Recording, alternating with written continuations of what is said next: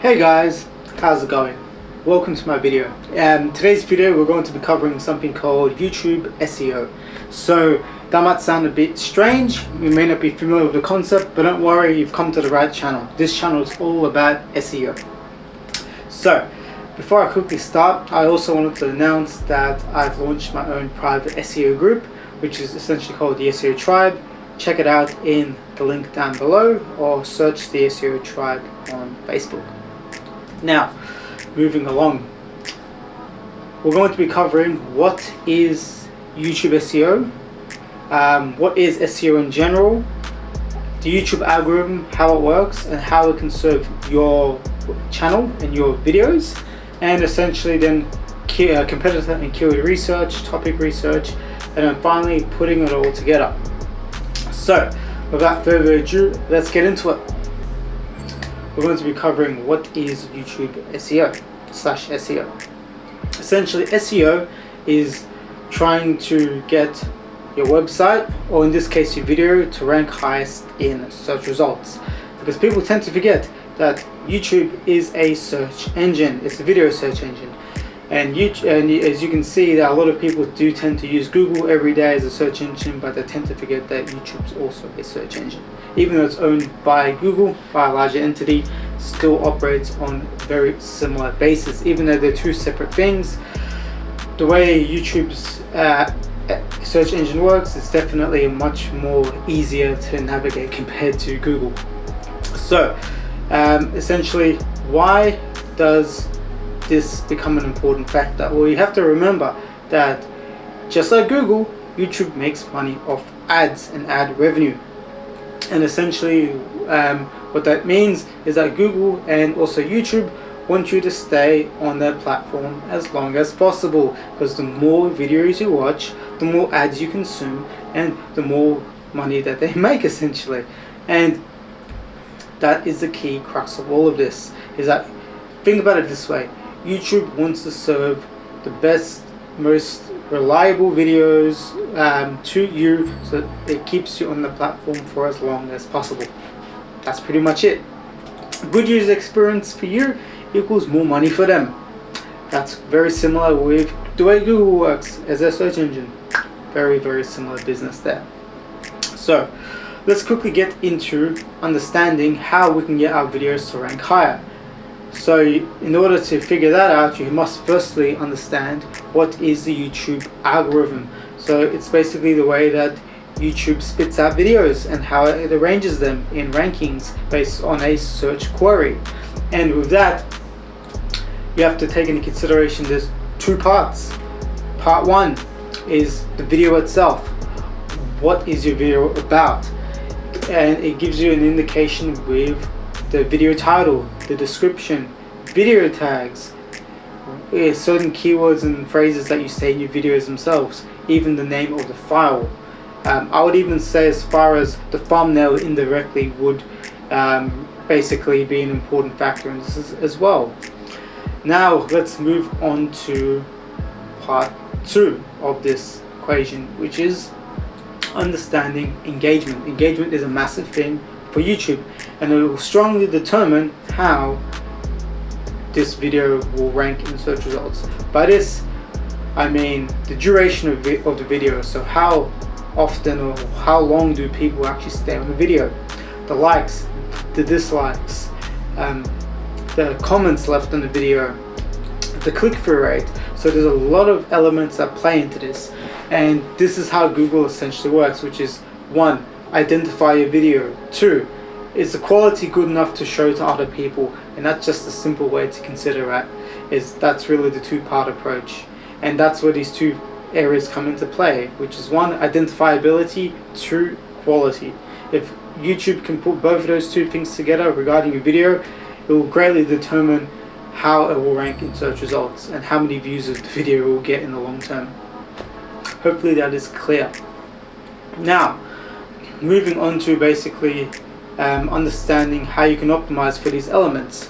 So video you can directly optimize, engagement you can indirectly optimize. So let me explain. So with the video it's pretty straightforward.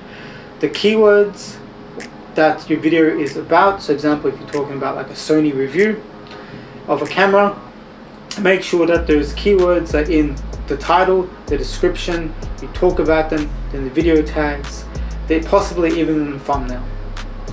Anywhere out of these data points, make sure your keywords are there. For engagement, you can indirectly optimize this to a degree, which is, you could extend the viewership of the video, so you could talk about specific elements in the video to make the user stay on the video for longer.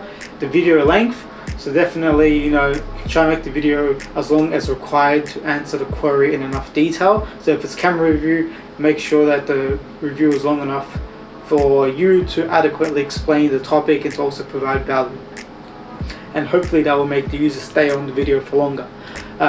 Indirectly, you can put quotes in, or action points, I would say, in the videos. For example, this is very common where people say, hit the like button, share, subscribe, comment, things of that nature. All of these small elements play a role in the bigger picture. So hopefully that makes a lot more sense for you guys. So now those are two ways of optimizing the identifiability of the video and the quality in terms of engagement.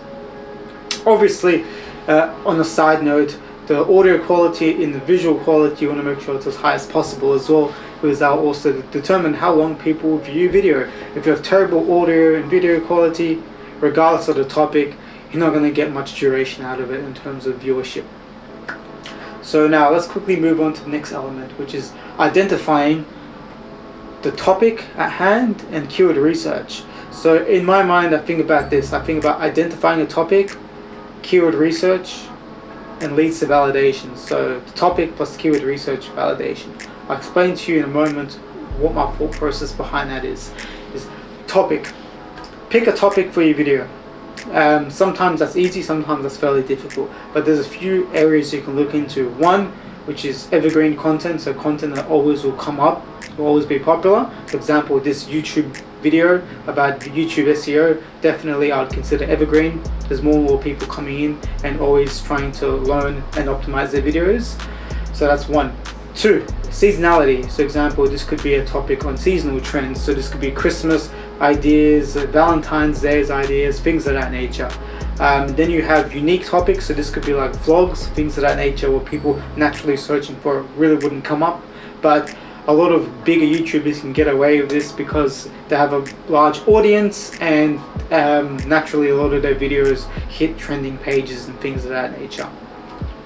Then we have other different topics, which could be up and coming trend topics. So example, I did a video earlier in my YouTube channel which is talking about core web vitals, and those who don't really know, that's something where that when Google announced that as an important factor for SEO, I made a video about it, and as you can see, that having that doing that decision definitely impacted my CTR. As you can see in this video screenshot here, definitely jumping into trends early can be beneficial for a particular video.